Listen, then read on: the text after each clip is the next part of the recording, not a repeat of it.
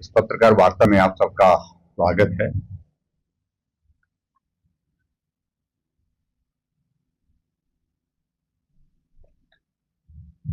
देश के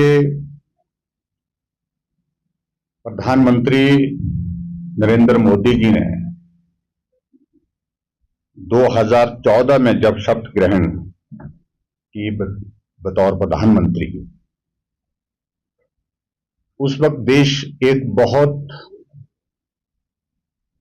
आर्थिक लचर व्यवस्था के दौर में से गुजर रहा था और स्वाभाविक रूप से अगर नरेंद्र मोदी जी को देश के प्रधानमंत्री के नाते सत्ता में लाने का देश की जनता ने अगर फैसला लिया तो उसके पीछे एक बहुत बड़ी भावना ये रही कि देश को एक मजबूत नेतृत्व की आवश्यकता है। नेतृत्व ऐसा जो बड़े फैसले, कड़े फैसले ले सकता हो, देश का सम्मान दुनिया के मानचित्र पर अलग पहचान के साथ खड़ा हो, देश आर्थिक दृष्टि से अपने पांवों पर खड़ा हो। ये सारी उम्मीदें, जिसको मैं कह सकता हूं आकांक्षाएं, अपेक्षाएं देश की जनता की स्वाभाविक रूप से हमारे देश के वर्तमान यशस्वी प्रधानमंत्री नरेंद्र मोदी जी से थी। और मोदी जी का बड़ा साफ इस बात को लेकर के मानना था कि देश का सुधार आर्थिक सुधार किए बिना संभव नहीं है। इकोनॉमिक रिफॉर्म्स लाने की आवश्यकता है और बड़े फैसले लेने की आवश्यकता है। और उस दृष्टि से प्रधानमंत्री नरेंद्र मोदी जी ने जब कार्यभार संभाला तो एक आग्रह पूरे देश की जनता के सामने उन्होंने रखा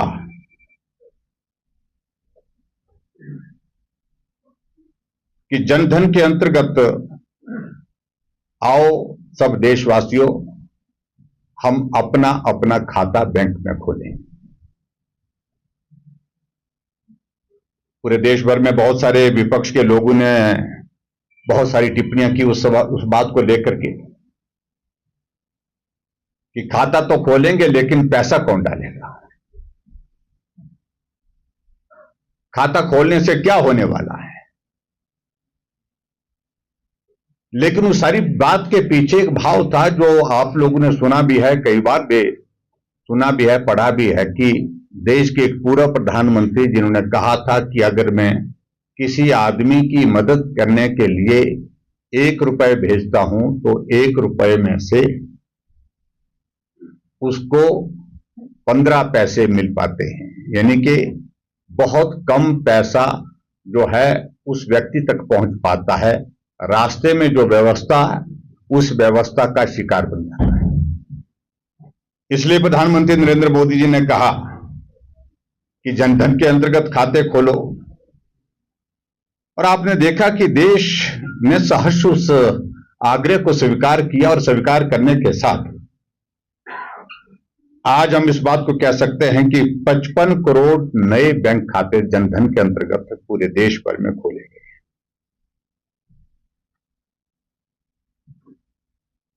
और इन खातों में डीबीटी के जरिए 45 लाख करोड़ देशवासियों को मिले। यह अपने आप में एक बहुत बड़ा एक संदेश था कि अगर आप 1 रुपए लेने के पात्र हैं तो आपके खाते में 15 पैसे नहीं, पूरा 1 रुपए आपके खाते में पहुंचना चाहिए। यानी कि बीच की उस सारी व्यवस्था को समाप्त कर दिया, जहां गरीब आदमी की मदद के लिए जो केंद्र सरकार की ओर से, सरकार के माध्यम से जो पैसा भेजा जाता था,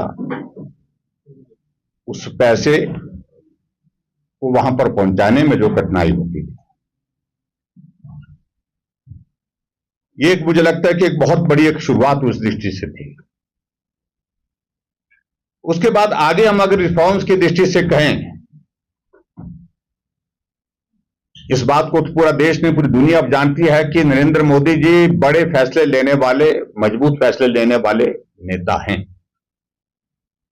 दूसरा बड़ा फैसला, जिक्र होता था काला धन सर्कुलेशन में नहीं आ रहा, काला धन जो है वो देश की अर्थव्यवस्था को जो है वो तहस नहस कर रहा है। तो एक बड़ा फैसला उन्होंने नोटबंदी का लिया।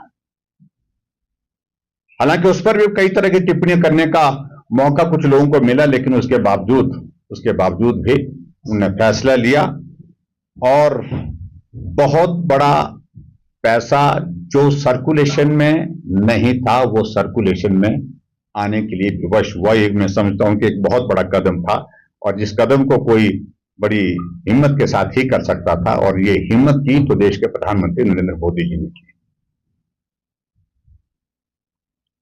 और जो डिजिटल भुगतान को प्रधानमंत्री जी ने एनकरेज किया, स्वाभाविक रूप से उससे बहुत बड़ा जो लाभ जो है वो आर्थिक दृष्टि से भारत को मजबूत करने के लिए मिला है।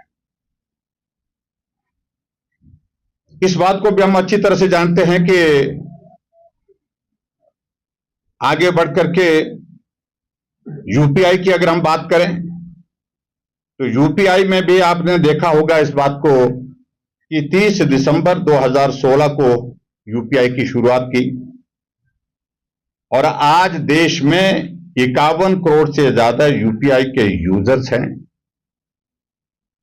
और 6.5 करोड़ जिसमें व्यापारी हैं जो बिजनेस कम्युनिटी से बिलोंग करते हैं।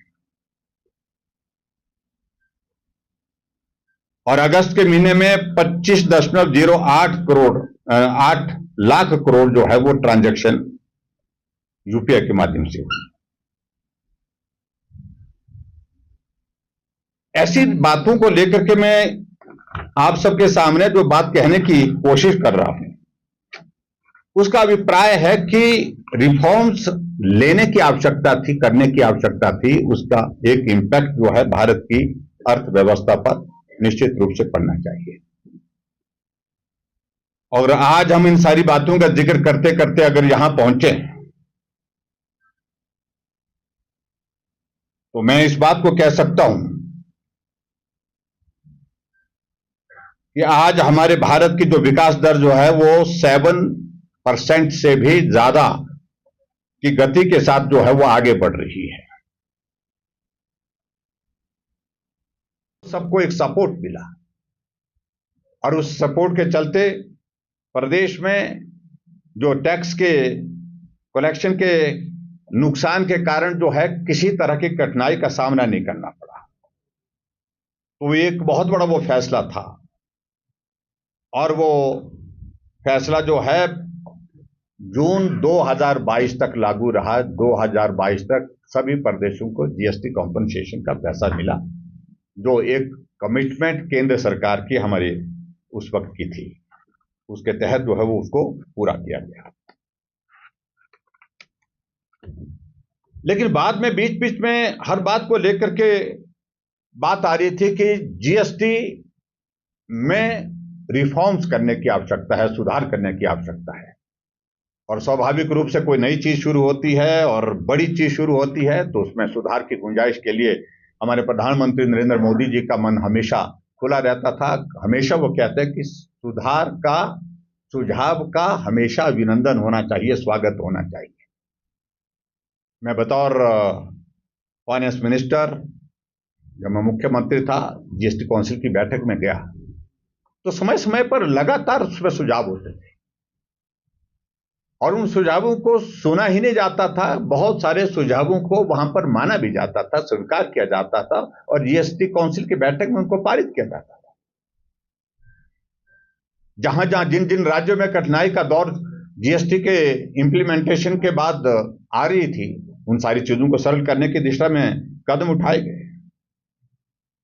लेकिन मैं इस बात को लेकर के मैं आपके सामने में जरूर कहना चाहता हूं कि जीएसटी लागू करने के बाद जो उसके इंपैक्ट्स को अगर हम देखें अब देखिए इसमें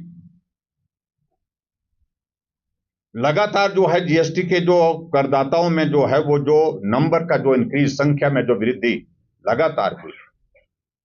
2017 में 66,066.5 लाख से, मतलब 66.5 लाख से बढ़कर के ये 2017 में थी, और 2025 में वो 66.5 लाख से बढ़ करके 1,51,000 करोड़ हो गया, यानी कि ऑलमोस्ट डबल हो गया, और 3 टाइम्स के लगभग हुआ। तो मैं समझता हूं कि बहुत बड़ी इंक्रीज उसमें हुई है।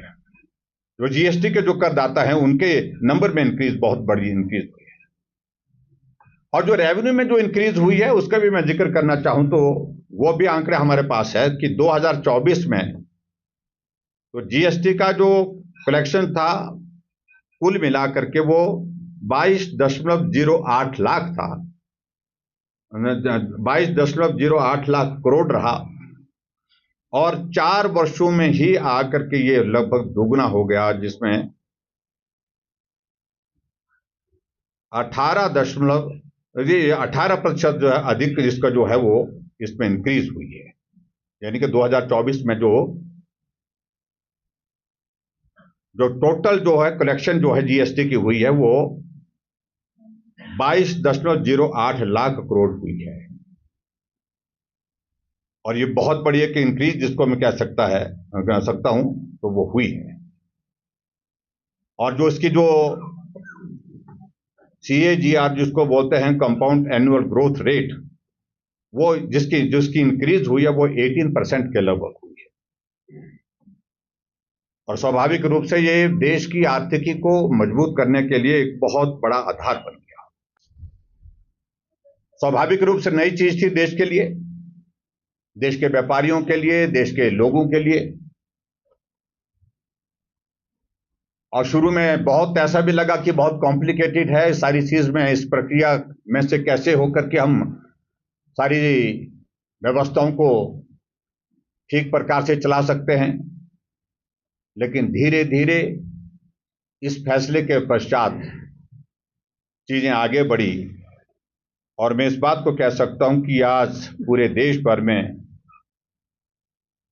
वन नेशन वन टैक्स के अंतर्गत जीएसटी पूर्ण रूप से प्रभावी ढंग से लागू होने के साथ साथ देश की आर्थिकी में, देश की इकोनॉमी में बहुत बड़ा सहयोग देकर के गई है। और मैं समझता हूं कि जीएसटी का ये वन नेशन वन टैक्स का कॉन्सेप्ट बिल्कुल उसी तरह से जिस प्रकार से जब भारत आजाद हुआ था तब सरदार वल्लभ भाई पटेल जी ने 562 रियासतों को इकट्ठा करके एक भारत का निर्माण, मजबूत भारत का निर्माण की दिशा में जो कदम उठाया था, उसी तरह का कदम ये जीएसटी का मैं मानता हूं। और उसी तरह से इसकी आवश्यकता प्रमुख रूप से जो उस वक्त अनुभव की गई, उसमें प्रमुख बात यह थी कि टैक्स के बहुत सारे स्ट्रक्चर थे, अलग अलग स्ट्रक्चर थे, जिसमें टैक्स कलेक्शन में भी बहुत बड़ी कठिनाई का सामना करना पड़ता था उसमें। और अलग अलग राज्यों में वैट की जो एक समस्या थी जिसमें समान दरें नहीं हुआ करती थी।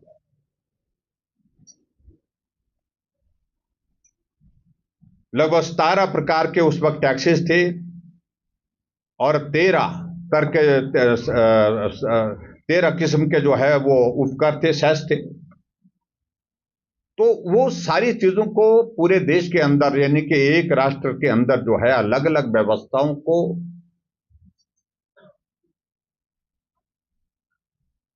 इस प्रकार से काम करने के लिए बाध्य करते थे।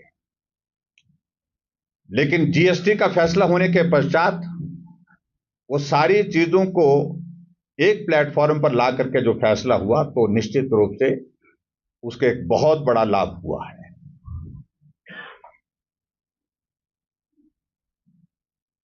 इसको समझाने के लिए थोड़ा वक्त जरूर लगा, लेकिन उसके बावजूद वे इस सारे फैसले को पूरे देश ने स्वीकार किया, लागू किया, और खासतौर से जो हमारे बहुत सारे जो व्यापारिक वर्ग हैं उनका एक बहुत बड़ा उसमें योगदान रहा।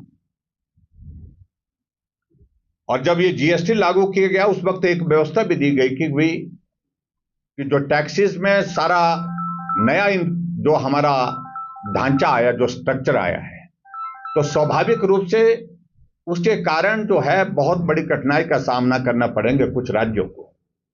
इसलिए राज्यों की ओर से जो आग्रह किया गया कि जीएसटी कॉम्पनसेशन हमको अवश्य दिया जाए, और उसमें फैसला हुआ, जीएसटी काउंसिल की बैठक में फैसला हुआ कि जीएसटी काउंसिल के तहत जब से ये लागू हुआ तब तक के लिए आपको 5 साल तक जीएसटी कॉम्पनसेशन दिया जाएगा, जो सभी राज्यों को दिया गया। और जो जीडीपी की अगर हम जिक्र करें कि 8% से वो ज्यादा बढ़ रही है, और 2014 से 14 में 3 से 4% जो है वो के बीच थी। ये 2014 यानी कि नरेंद्र मोदी जी के आने से पहले जो जीडीपी की दर थी जो वो मात्र 3 से 4% थी, 3 और 4 के लगभग। और 2014 में जो महंगाई दर थी वो 9% के लगभग थी, और आज वो महंगाई दर जो है 3 से 4% के बीच में है। मैं थोड़ा सा सारी चीज को लेकर के डिटेल में ये कह रहा हूं कि हमको थोड़ा पृष्ठभूमि में जाकर के अगर देश की जीडीपी का अगर हम जिक्र करें, 98 लाख करोड़ से अब बढ़ करके हमारी देश की जीडीपी 340 करोड़ से पार हो गई है। तो ये एक बहुत बड़ा इंक्रीज उस दृष्टि से है जिसका हम जिक्र कर सकते हैं। और सबसे बड़ी बात मैं ये कहना चाहता हूं, जिसको सरल भाषा में हम कह सकते हैं कि 11 वर्ष पहले जब देश के प्रधानमंत्री नरेंद्र मोदी जी ने देश की बागडोर संभाली थी, हम दुनिया की इकोनॉमी में उस वक्त 11वें स्थान पर थे, और आज भारत दुनिया की इकोनॉमी में चौथे स्थान पर है। और यह साबित करता है कि जो प्रधानमंत्री नरेंद्र मोदी जी ने बड़ा साफ शब्दों में कहा था कि हमारा लक्ष्य है कि 2029 तक भारत दुनिया की तीसरी इकोनॉमी बना करके छोड़ेंगे।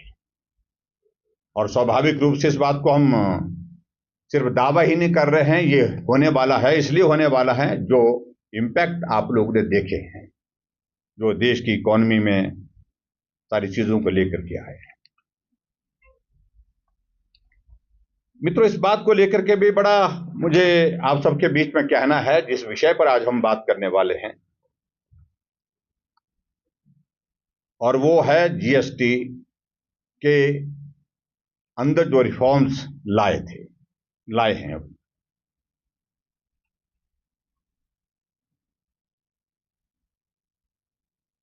देश की अर्थव्यवस्था को सुधारने के लिए 2000 में उस वक्त के हमारे प्रधानमंत्री अटल बिहारी वाजपेयी जी ने बहुत गंभीरता से प्रयत्न किए थे, चर्चा की, और उसमें आर्थिक दृष्टि से हमको सुधार करने के लिए क्या कदम उठाने चाहिए, और उसके लिए एक अधिकार प्राप्त समिति का गठन भी किया था, और उस दृष्टि से आगे बढ़कर के काम करने की मंशा भी जाहिर की थी, लेकिन कुछ चीजें छूट गई थी। लेकिन नरेंद्र मोदी जी देश के प्रधानमंत्री बनने के पश्चात उन्होंने फैसला किया कि देश के अंदर हमको एक व्यवस्था देनी है टैक्स के लिए, वन नेशन वन टैक्स। और उसके लिए उस वक्त उनके मंत्रिमंडल में वित्त मंत्री के नाते अरुण जेटली जी थे, और आखिरकार 1 जुलाई 2017 को मध्यरात्रि एक बहुत बड़ा आर्थिक सुधार की दृष्टि से बड़ा कदम उठा करके एक फैसला लिया कि हम देश के अंदर वन नेशन वन टैक्स की व्यवस्था लागू करेंगे और इसलिए जीएसटी लागू हुआ। 15 अगस्त को अब की बार देश के प्रधानमंत्री जी ने राष्ट्र को संबोधित करते हुए लाल किले से ऐलान किया था कि हम जीएसटी में सुधार करने के लिए खुले मन से काम करेंगे और उन्हें संकेत दिया था कि हम सुधार करेंगे। और मुझे इस बात की प्रसन्नता है कि 3 सितंबर 2025 को जीएसटी काउंसिल की जो 56वीं 56 जो मीटिंग हुई है उसमें बहुत महत्वपूर्ण फैसले लिए गए। और जो फैसले लिए गए उसमें सबसे बड़ा फैसला जो 12% और 28% के जो दो स्लैब थे, जिसका इंपैक्ट जो बहुत बड़ी पॉपुलेशन पर था, बहुत बड़ी बिजनेस कम्युनिटी पर था, वो दोनों स्लैब जो है 12% और 28% का जो है वो समाप्त कर दिए गए।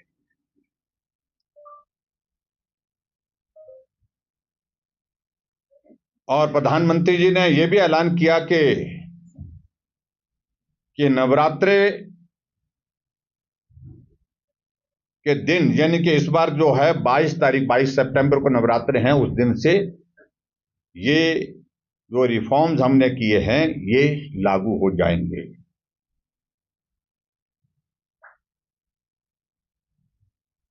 और इसमें जो इंपैक्ट है उस इंपैक्ट को अगर हम देखें तो उसमें आप इस बात को देख रहे होंगे कि 31 से ज्यादा जो लाइफ सेविंग ड्रग्स, मैं समझता हूं कि बहुत इंपॉर्टेंट है इसमें ये, जहां 12% जीएसटी हुआ करता था उसको 0 पर किया गया है, जिसमें कैंसर जैसी बीमारियां, थैलीसीमिया जैसी बीमारियां, बहुत सारी बीमारियां हैं जिसमें जो है ये जो है वो तो पूरे के पूरे जो है उसके जीएसटी के दायरे से बाहर कर दी गई है।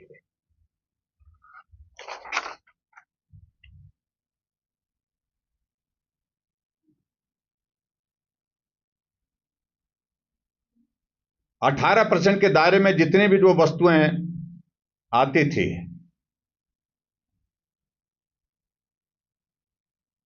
उनको जो है वो 5% के दायरे में लाया गया है। और जिसमें जो है वो अधिकांश वो चीजें हैं जो डोमेस्टिक यूज में आने वाली चीजें हैं, उसमें डोमेस्टिक उत्पाद में जो है वो उसमें बहुत बड़ी दर जो है उनकी सस्ती हो जाएगी। ये एक बहुत बड़ा उसका लाभ हुआ है।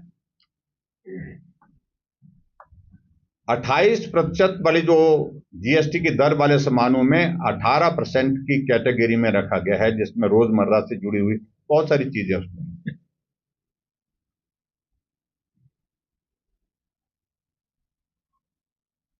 और मैं इस बात को भी मैं कहना चाहता हूं, नए स्लैब में जो लागू होने वाली जीएसटी में 28% ब्रैकेट वाले 90% सामानों में और 12% के ब्रैकेट वाले 99% चीजों में जो है वो दाम कम हुए हैं। पुर्जे हैं, साइकिलें हैं, साइकिल के पुर्जे हैं, ऑटो कंपोनेंट्स हैं, उसमें सभी में जो है वो 28 से 18% कर दिया। और उसी तरह से सबसे बड़ा जो हर व्यक्ति के इकोनॉमी को जो है आर्थिकी को प्रभावित करता है वो सीमेंट है। और उसमें सीमेंट में आप देखिए कि 28% था पहले, उसको 18% कर दिया। ये भी मैं समझता हूं कि एक बहुत बड़ा जो है वो परिवर्तन हुआ है। टेलीविजन, जब आज की आवश्यकता है, एलसीडी है, एलईडी है, उसमें 28% से 18% कर दिया। एयर कंडीशन 28% से 18% कर दिया। डिश वॉशर भी 28 से 18 कर दिया। ये सारी चीज को लेकर के, हाँ शराब की बात आ रही है पीछे से, थोड़ी सी सुनाई दे रही है। वो 40 पर कर दिया है, तंबाकू 40 पर कर दिया, जर्दा 40 पर कर दिया है। जो चीज आपके स्वास्थ्य के लिए अच्छी नहीं है उस पर ही इंक्रीज किया गया है। और मैं समझता हूं कि निश्चित रूप से आप महंगी चीजों की तरफ नहीं जाएंगे। और उसमें अगर मैं कंपैरिजन में अगर और चीज भी थोड़ा सा आपके सामने बात करूं, क्योंकि बहुत थोड़ा टेक्निकल विषय है, तो उसमें कई बार हमारे बहुत सारे विपक्ष के मित्र बहुत बातें कहते हैं, तो थोड़ा अगर कंपैरिजन की दृष्टि से मैं अगर आपके सामने सूची पढ़ करके सुनाऊं, थोड़ा सा कुछ बातों का जिक्र करूं। यूपीए की गवर्नमेंट में, पूर्व की सरकार में, सीमेंट पर जो टैक्सेस थे वो 30% थे, जो अब 18%। सैनिटरी पैड्स पर 13% था, अब वो जीरो होगा। पेंट्स पर 30% था, अब वो 18 होगा। फुटवियर पर 18% था, अब वो 5% होगा। टेलीविजन सेट पर पहले 30% होता था यूपीए की गवर्नमेंट में, और हमारी अब एनडीए की गवर्नमेंट में वो 18% है। रेफ्रिजरेटर में यूपीए की गवर्नमेंट में 30% था, अब 18% होगा। और रेस्टोरेंट में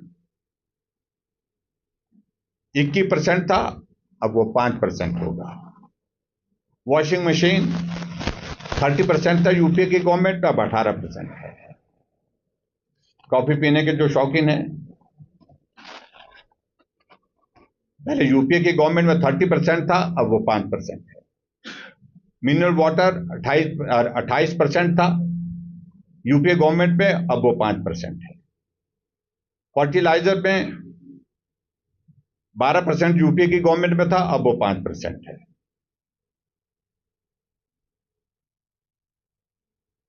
इस प्रकार से बहुत बड़ा एक परिवर्तन उस दृष्टि से अब की बार जो जीएसटी में जो रिफॉर्म्स किए गए हैं उसके माध्यम से हमको देखने को मिला है। मित्रों, मैं कुल मिलाकर के सारी चीजों का जिक्र नहीं कर पाऊंगा कि बहुत बृहद विषय भी है, लंबा विषय है, और काफी हद तक इसमें चीजें आपके सामने आ भी चुकी हैं। मैं आदरणीय प्रधानमंत्री नरेंद्र मोदी जी के इस फैसले का अभिनंदन करता हूं, स्वागत करता हूं, और निश्चित रूप से भारत मजबूत आर्थिक स्थिति के दौर में से आगे बढ़ करके और मजबूत करने की दिशा में सफल होगा, ये पूरा देश अब अनुभव कर रहा है, महसूस कर रहा है। और प्रधानमंत्री नरेंद्र मोदी जी के नेतृत्व में 2029 का जो लक्ष्य है भारत के सामने, देश के सामने जो रखा है उन्होंने, कि भारत दुनिया की तीसरी इकोनॉमी बना करके हम छोड़ेंगे, और इस लक्ष्य को निश्चित रूप से हम हासिल करने की स्थिति में हो पाएंगे। इसलिए जीएसटी के जो रिफॉर्म जो अभी जो ताजा जो 3 सितंबर को किए गए वो ऐतिहासिक हैं और भारत की अर्थव्यवस्था को बहुत बड़ी मजबूती देंगे, बहुत बड़ी ताकत देंगे। और निश्चित रूप से मैं इस बात को मान करके चलता हूं, समाज के हमारे सभी वर्ग जो है वो लाभान्वित होंगे। बहुत बड़ा लाभ जब 22 तारीख को पहला नवरात्रा शुरू होगा, उस नवरात्रे से जीएसटी के रिफॉर्म्स जो अभी पारित हुए हैं जीएसटी काउंसिल की बैठक में, वो लागू होंगे, तो बहुत बड़ी राहत इस देश के बहुत बड़े वर्ग को होगी, चाहे वो व्यापारी है, चाहे वो कंज्यूमर है, चाहे वो गरीब है, चाहे वो मध्यम वर्ग का है, सबको बहुत बड़ी राहत होगी। बात को मानता हूं मैं, स्वाभाविक रूप से जब आपके टैक्स स्लैब जो है आपके जीएसटी के कम हो गए तो रेवेन्यू में कमी तो आएगी, लेकिन कंजम्पशन उसका ज्यादा होगा। जब कंजम्पशन ज्यादा होगा तो एकदम जो है वो मुझे लगता है कि वो उसको कंपनसेट भी करता है। और दूसरी बात, जब वेलफेयर स्टेट में हम रहते हैं जहां इस देश में, वहां हमको इस बात का भी ख्याल रखना है कि देश हित में, जनहित में, गरीब लोगों के हित में क्या करना उचित है, मध्यम वर्ग के लिए क्या करना उचित है। तो मुझे लगता है कि उस दृष्टि से सारे फैसलों पर विचार करने के बाद ही निर्णय लिया। देखिए, मुझे नहीं लगता है, देखिए इस घाटे के लिए कुछ भी नहीं। मैं कह रहा हूं कि अगर जीएसटी कलेक्शन कम होगा, रेवेन्यू कम होगा, तो निश्चित रूप से आपका कंजम्पशन बढ़ेगा, तो आपका जो लॉसेस आप देख रहे हैं कि कलेक्शन में होगा, वो कंपनसेट, मतलब उसी में कंपनसेट हो जाता है। नहीं, आई डोंट फाइंड, मतलब